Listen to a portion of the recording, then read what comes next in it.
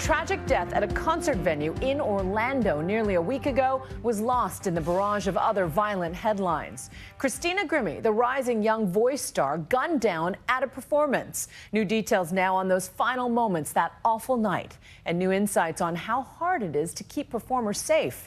Here's ABC's Mara Schiavocampo.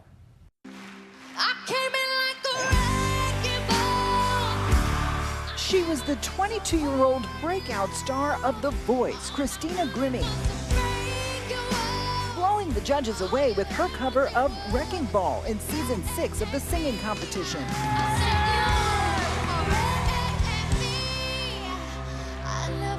That is the moment where you realize that this person can be a huge star. She came in third, and her career that started as a teen on YouTube seemed to be taking off.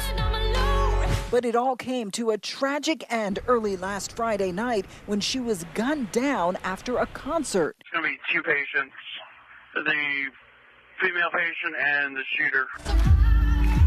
Grimmie was opening for the band Before You Exit in Orlando, Florida, posting a call out on social media before the show. Please come to the show if you live near Orlando, Florida.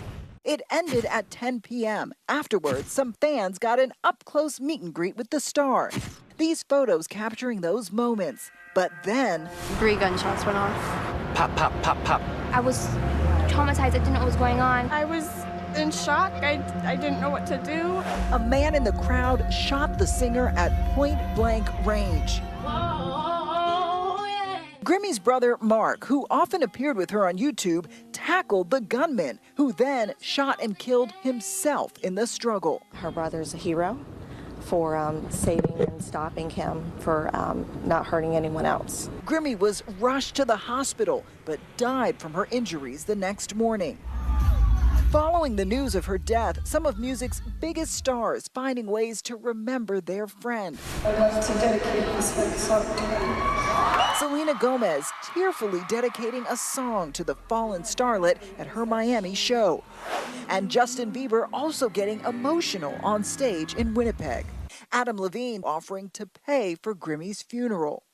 Authorities later identified the shooter as 27-year-old Kevin Loibel from St. Petersburg, Florida. What our detectives are doing right now is they're going through the suspect's cell phone and computer to see if they could find a motive for this crime. The suspect had 2 handguns on his person. He had 2 additional loaded magazines for those handguns and a large hunting knife.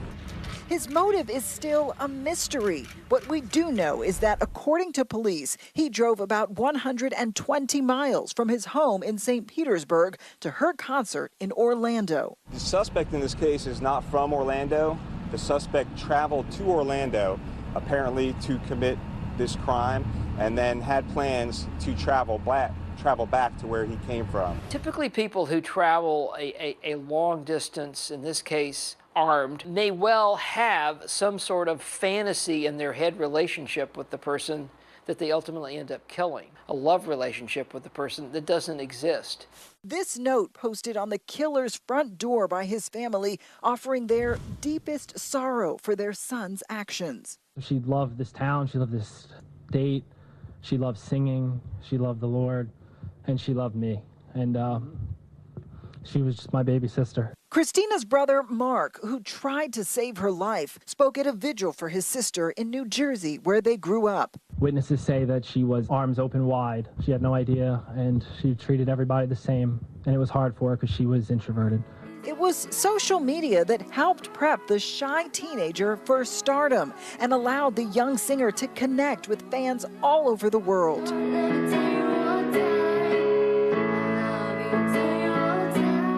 Her popular covers on YouTube amassing over 100 million views, like Justin Bieber's One Time and David Guetta's Titanium. I'm bulletproof, nothing to lose, far away, far away. Open up, open it up. For those wanting to be famous, it's a delicate balance between seeming accessible to fans and staying safe. Someone like Madonna, for example, they are going to have security around them all the time, no matter where they might be. As you go down the tier of people less famous, make less money, the chances are they may have no security. And there have been plenty of close calls, many captured in YouTube videos like these. Adam Levine, Christina's mentor, accosted on stage by a zealous fan who tried to hug him. The same thing happening to Taylor Swift, a perfect stranger grabbing her leg at a concert. A Justin Bieber fan rushed at the singer on stage before security tackled him.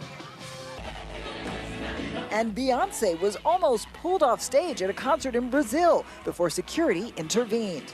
If you place the protectee in front of a large unscreened crowd, you're placing your client at great jeopardy. This is us with Paris Hilton. Chris Herzog is with the Bodyguard Group of Beverly Hills. Kim Kardashian on the news.